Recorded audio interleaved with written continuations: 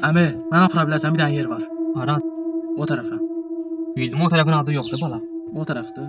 Adı olmadı, o tərəf deyirsən, hala gedək. Qəbristanlığa sür. Hara? Qəbristanlığa. O da qəbristanlığa sürəcək. Niyə ki? Gələndə görərsən ya. Otur gedək. Amma mən qorxuram nəsə. Bunu oradan tapdım. O qəbristanlığa niyə gedir? Ora dedi. Əminin balası hansı qəbristanlığı istəyirsən? Biz hansı qəbristanlıqdır mı? Sənin babayı bastırıblar ha. Mənim babamı? Sənin orada nə işin var? Mənə tanımısan? Yox. Babunun qardaşıyam da mən.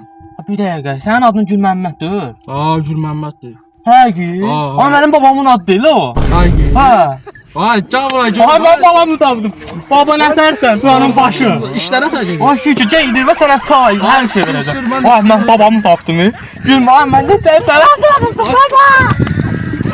Gedək. Sür. Şükür, Allah babamı tapdım. Gedək.